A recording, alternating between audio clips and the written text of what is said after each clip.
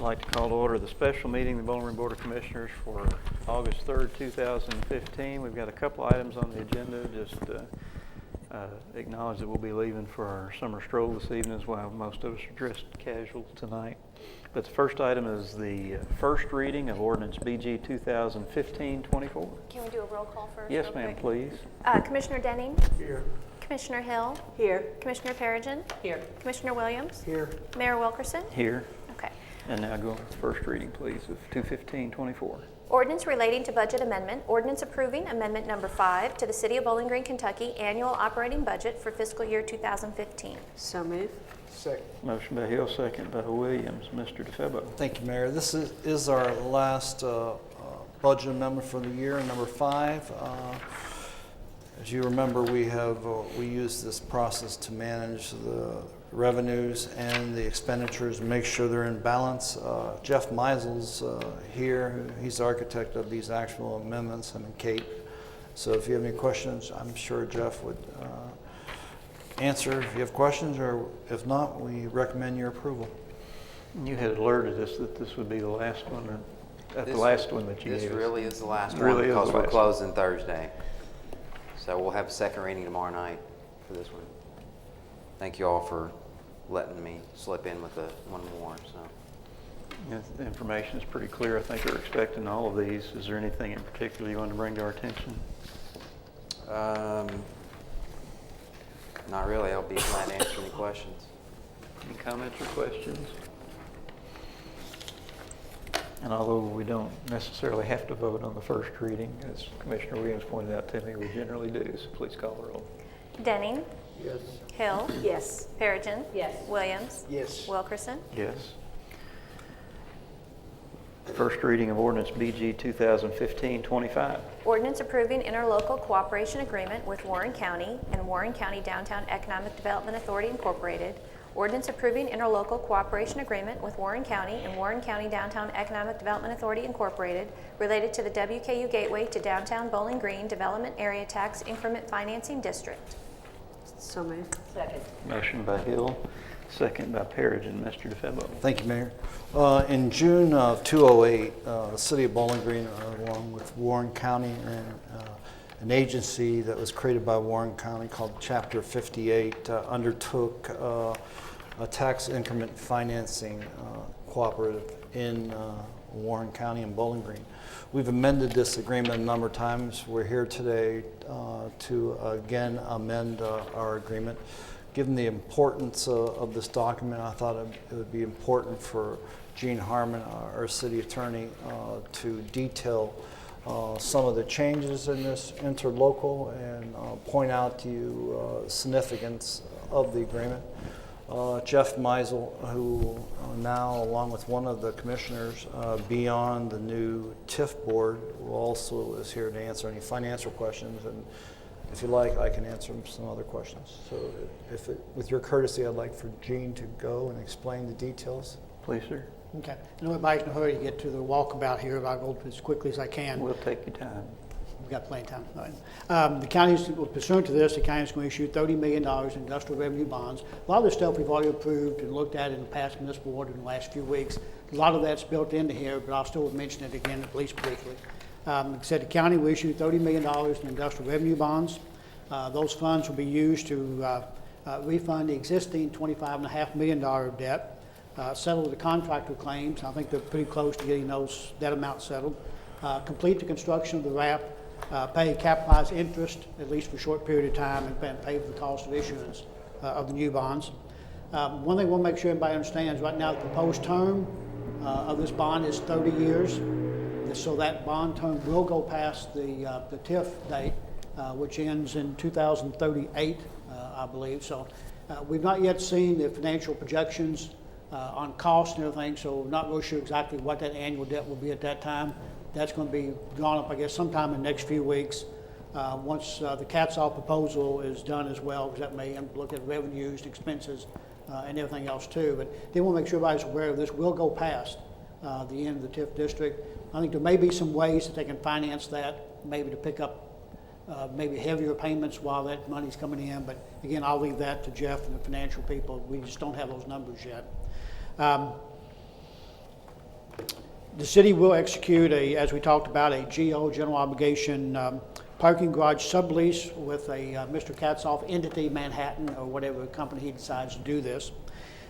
In exchange for that, the county will also execute the county parking facility sublease with the city that's going to be annually renewable, just like what we had before, in which they agree to make rental payments to the city equal to whatever payments the city is required to make to the Katzoff company.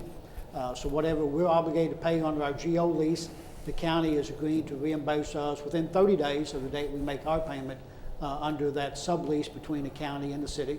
So we should be made whole through that. Obviously, they may have the ability not to do that, just like a contractual term. There are remedies, default language. If they don't, obviously we can file an action if we want to do that. I don't think anybody anticipates that the county will do that, but there are language in that. There is language in that authorizing us to do that. And they'll be facing the same thing that we've faced the last couple of years. It's annually renewable. While it's not a GO commitment back to us, it's still an annually renewable lease. And as we learned, those things are very, very difficult to get out of without impacting your financial credit rating. So the county will be facing that issue just like we looked at before if they decide at some point in the future not to honor their commitment to pay that money. The county authority is working on an agreement with Mr. Katzoff for his firm to complete the construction, operation, and management of the RAP, with the understanding that that will not impose any additional restrictions or obligations on the city, at least not without our consent. If there is anything, Jeff and I will both be looking at that agreement to make sure it does not. If it does, then we have to bring it back here to get your approval as well. But with this language, they can't do anything else beyond what we've already committed without our consent. We will amend the revenue sharing agreement, the local participation agreement, and other documents sometime in the next few weeks, as well as a multitude of bond documents. These things are mind-numbing sometimes, how many documents you go through in a bond issue. The county is working on agreements with the contractors. I think they're about, my understanding, about resolve those as well too. Pursuant to a lot of municipal orders we've done lately, that we agreed to convey Block 4 to the authority, and they can also get the baseball stadium. Previously, we got the baseball stadium at the end. With this agreement, the county will get the baseball stadium at the end. We're going to convey Block 4 to the authority. We will receive 50% of the proceeds of that sale. Even if they give it away later, we do have a minimum of $242,250 that the city will receive once Block 4 is sold to the developer. One thing that we didn't really talk about, but we are making part of this, the county will also get the garage once this debt is paid too. The existing agreement, the city got that garage. Pursuant to this, the county will get the stadium and the garage both once his debt's paid in full. I don't think we thought anybody would really object to that because the garage doesn't have a whole lot of rental income coming in right now anyway, and somebody's got to pay for the maintenance and expense of that. I'm not sure I need to go through every one of these, but the previous municipal order, we agreed to freeze TIF base calculations on about 35 blocks. That's in here as well too. We did put in language about the existing city business language. If they move in, then we adjust their base to their year before they moved in. One thing they did talk to Jeff about, and we agreed, that, and probably will never ever happen, but if an existing business does move into the TIF district, into the RAP, and then for some reason 3 or 4 years later it ceases doing business and moves out, we did put language in that would be willing to adjust the base to take that amount back out. Otherwise, they'll be facing a negative TIF for the next 30 years. So we did agree if they do move in and then move out, then we'll adjust our base back out to reflect that. And we thought that was fair. I mean, it's not a typical somebody losing 3 or 4 employees. This is one actually ceasing business and moving back out of the TIF district entirely. We also agreed to freeze TIF-based calculations at the 2013 adjusted levels for other additional blocks. This is where we came in to 1.25. If you remember, the agreement we had initially said that the TIF would grow for the city at 2.03% COLA every year. There were some years where the actual was not that much growth. So they came in and asked, at least on these particular blocks, 5, 6, 7 blocks, if we would freeze that COLA at the 1.25%. We agreed to do that, so Jeff will get his 1.25. Any growth between 1.25 and 2.03 will go to debt. Anything above 2.03 will still be distributed pursuant to revenue sharing agreement. Whatever they had before, that's what we'll go to after this.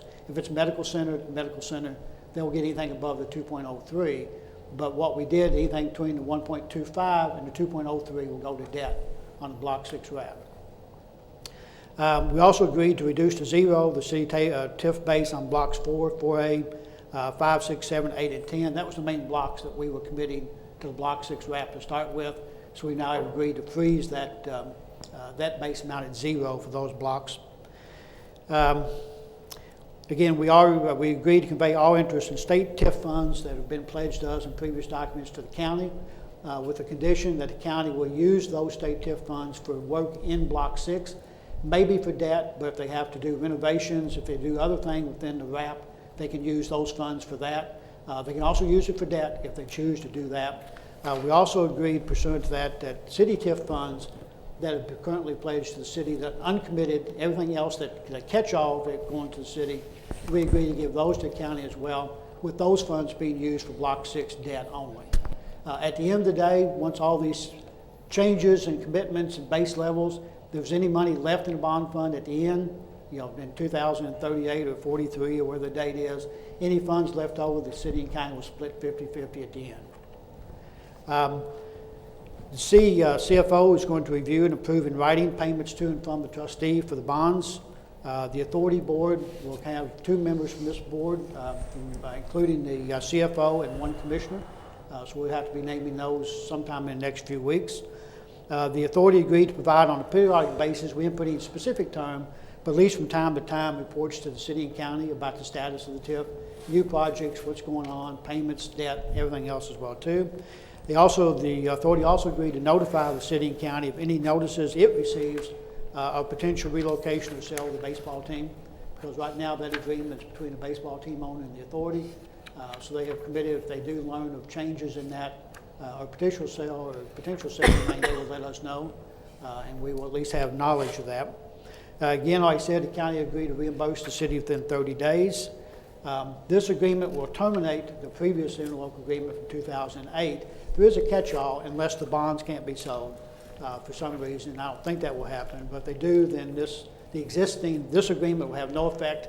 We'll go back to our existing one if for some reason the bonds can't be sold. The next step, the authority and the county will approve this interlocal.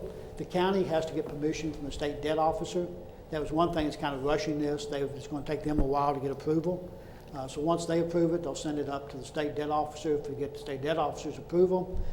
Once that's done, then we'll be back. I'm not sure what their time frame, probably 60 days or less, to maybe start selling the new bonds. So then we'll be coming back with bond documents. You get numerous bond documents. We'll be making amendments to revenue sharing agreement, the local participation agreement, probably also some changes in Chapter 11. For example, Chapter 11 right now says that subdeveloper agreements will come through here. Pursuant to this, we're not going to be approving subdeveloper agreements with the city anymore. So we'll probably tweak Chapter 11 a little bit to bring it in compliance with this. I know I went through things pretty quickly, but if you got any questions, I think Jeff and I will be glad to try to answer them. Scott Backer is here as well. Before we go, let me ask Mr. Backer, you heard Gene's presentation. Is there anything that you would interpret differently than what he anticipated? I think he summarized it correctly. We have started on, Gene and I met last week to start on the revenue sharing and the local participation agreements. And the draft of this, after we got the okay last week, has already been sent to the Department of Local Government, so they have it, but obviously are waiting for everybody's signature before they take action. But the word is that I've received that that'll be about a week after they get a signed copy. Okay. Would point out that this was originally drafted and vetted by bond counsel for both the city and the county. And then I know Gene and Jeff at bond counsel have been working on it, tweaking language for the last 2 weeks. So it's been parsed pretty well. Thank you, Mr. Fabo. I just want to ask our team, I might have missed this and I haven't had a chance to thoroughly read this as I normally would, but our big concern at our meetings before was indemnification about we're issuing a GO lease, right? What has the county given us in terms of surety back? Well, like I said, the county sublease back to us is that annually renewable sublease, just like we had before. Okay. Before, we weren't GO before previously, I guess existing. Right now, we have an annually renewable lease. That's the same thing that now the county is going to give back to us. So is there equal risk sharing in your mind? Well, I think it will, and I'll let Jeff jump in too. Clearly, this is a contract. If you don't comply with the contract, there are remedies and breaches of contract. But I think we thought that the annually renewable language was probably as strong as we won't be able to achieve. Okay. As I said a few minutes ago, that does then put the burden on the county. 10 years from now, for example, if something happens and they think they have an issue and they're not going to pay, then I'm sure the county attorney and everybody else will strongly advise them to talk to their financial people because if this annually renewable, if they fail to annually renew it in any 1 year, it will be a financial impact on the county. It will affect the bond rating. That's what I wanted to hear. Thanks. Mr. Denning, I think you had a question. Yeah, I've got a couple questions. If I understand it right, the county is going to sell $30 million worth of bonds, is that correct? Yes. Are we still obligated for the 27 million bonds that we're involved in? Well, the 27 million bonds were never sold. The most that was ever sold was 25.5 million. This $30 million bond issue will pay off that $25.5 million. So the city will not have any bond on the property at all? Well, the city will not be issuing bonds. We are with the sublease with the Katzoff Company in a GO sublease agreeing to pay any shortfall in bond payments that's not covered either by rentals or by TIF revenues or other income they have. So the city is committing to pay any shortfalls in that $30 million bond issue. But Yeah. the county is agreeing to cover any payments that we make on our sublease with the sublease back to us. Over and above what we're committing to on those blocks that you mentioned that took our base down to zero and the TIF increment on that on those right. certain blocks and some other blocks. Yeah, the only thing we're agreeing to pay a shortfall on is any shortfall in rental payments or debt payments not covered by all the TIF revenues being pledged, not covered by the room rentals or the other rentals in there. So the only thing the sublease does is we're agreeing to pay any shortfall. I mean, probably I would defer to Jeff, maybe a good chance with all the TIF revenue now being pledged, there may not be a whole lot of room for a shortfall there. I guess my question is, the 25.5 that we have, the city of Bowling Green, is the county going to give us 25.5? Or are they going to make a payment on the 25.5? The 25.5 million is not our debt. It's not on our books. Whose books is There's it a on? county bond It's issue. an industrial revenue bond. It's not on the books of the county. It's on neither on the books of the city. It's a revenue supported bond only, and it stands on its own. So this 30 million is just taking out another industrial revenue bond issue of 25.5 million. And it's going to be all revenue supported, backed by the city's general obligation lease, which is backed by the county's annual renewable lease. Does that make sense? No. But I want you to Clear as understand, mud. the The city is, other thing, I guess, Well, let me try it. It's Hang on, let me ask you this question here. the $1.5 million we've been paying on the baseball park. oh no, totally separate. it's totally separate. The city is still on line with that. That is a city GO bond issue for the baseball stadium. That is not impacted by this agreement at all. The city will continue to make that GO payment until 2036 or whatever that year is. Are we going to get the ballpark when the bond is paid off? No, the county will get the According to stadium. this. So we're paying $1.5 million for the next 25 or 30 years, whatever it is. And in the end, we're not going to have a ballpark or a garage. Under this agreement, the county will get both. But if you have a problem with that, this is the time. Well, I mean, In exchange for the county stepping up and backstopping the city for Block 6 wrap. We don't have the problems either. We don't have the equity, we don't own the asset, right? But we don't have the problem of what to do with the asset in X amount of years. We booked the ballpark as basically a contribution. It was never booked as an asset of the cities or anything like that. It was basically a contribution back in 2009. That's right, Commissioner, you'd be giving up basically the maintenance responsibility on a 30-year-old ballpark, which I can tell you right now, if you haven't been there recently, you can tell it needs some money right now. Yeah, it's not Same gonna- with a parking garage that's not a revenue generating It was never really technically ours from the start. We just paid for Plus, it. you'll be giving up the problems associated with the current $25.5 million bond issue that's now can be rolled into a new one that the county's going to backstop. So there is quid pro quo. for And this I also want agreement. to emphasize too, that the municipal order we approved a couple of weeks ago, the baseball stadium, and that municipal order was specifically agreed that it would go to the county in the municipal order that we approved. Back in March. Yeah, it was in March, time flies. Seems like it. Do you have any more questions, Mr. No, I'm there. I did have, at one time we talked about, yes, county getting the baseball park, but wonder if 25 years from now, it's no longer a baseball park, something else wants to go in there. Are we going to have any say-so on that? At least we got the language that if the team is to be sold and something like that, they ought to give us at least notice. We don't have any language in here that we have approval authority. I'm not sure there's a specific language in here about if they shut it down or I guess convert it to some other use. But at least we've got language if the team is sold and they want to assign another team coming in, that you'll at least get notice for that. Which is basically the same rights as the authority has under the lease. I mean, we don't have a right to object if current owner sells his team and then so long as the new owner comes in and assumes the lease. We're just entitled to notice of that. We don't have the opportunity to object, so we're going to get the same notices. Of course, if there is a true sale of the team without being relocated, the existing agreement has language that would authorize or give the authority the right to purchase the team.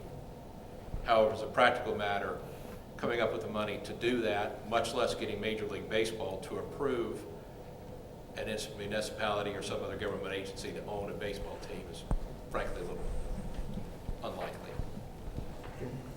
But at least we'll have a seat at the table. Well, then the boot put you on first base. Other questions, comments?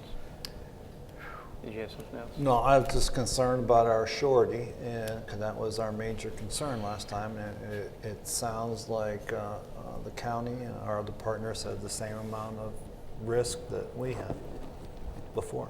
Is that correct? So I have one more question, and I'm going to address it to Mr. Meisel. Sorry.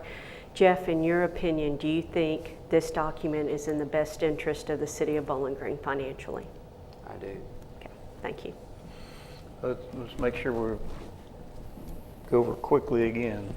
The county's issuing an industrial revenue bond on behalf of Manhattan Capital. The city and the revenue that's generated from leases, TIF. Is there anything else before I get to us? That would be the revenue. If there's insufficient revenue at that point, then the city's lease of the of the parking garage would come into play where we would be making that payment. However, that's offset by an annually renewable lease that the county has. Yes. The additional funds that the city we were already putting in TIF funds. At this point, the change is that we're going to a zero base on 4.5 blocks. Yeah, 6 or 7 blocks. Is it? Yeah. Okay. Yeah. The 4As. Yeah, 6, 8, 10, Yeah. yeah. And we're also giving up a little bit of the COLA that's assigned to some other blocks as well.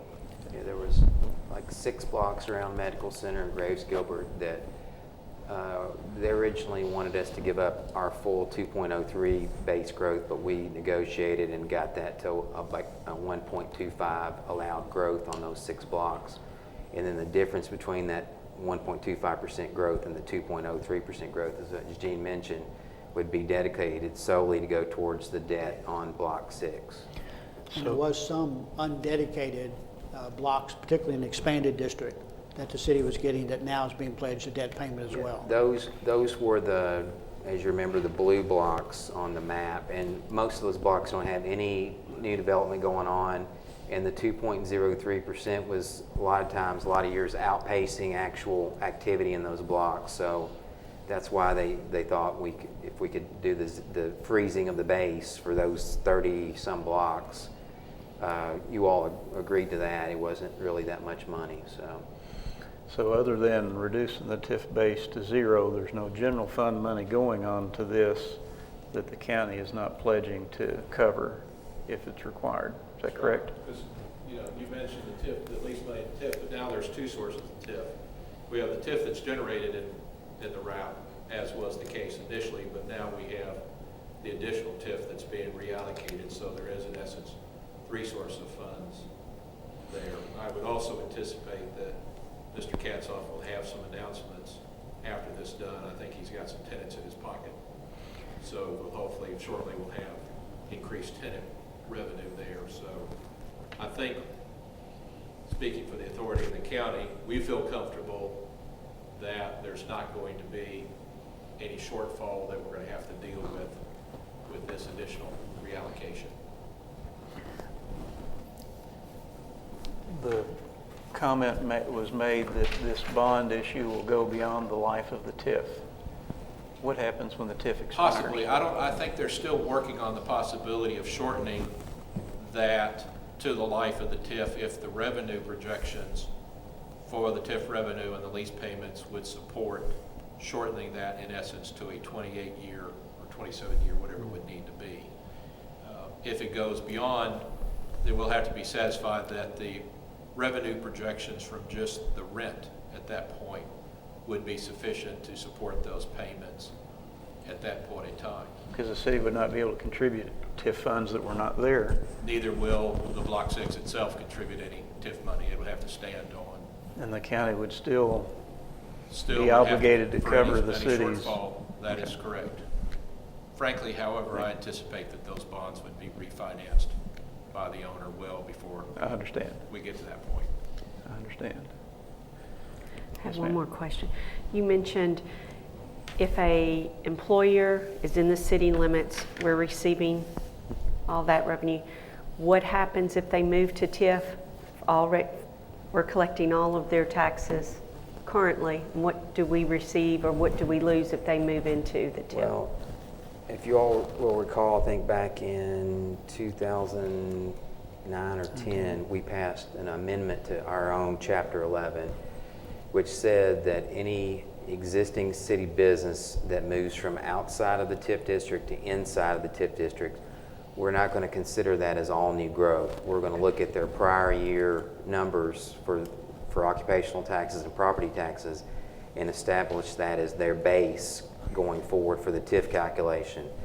So all that's still left in place. That's referenced all through this document here, that we would still abide by those rules as of today in 2015. If a new business comes in, or an existing business, sorry, from the community, moves into the district, same rules apply. We're not going to zero out the base. We're not going to, we would freeze it. We would freeze that base, that prior year base that we use going forward if it falls in the specified blocks, but those rules are still going to be in place in Chapter 11.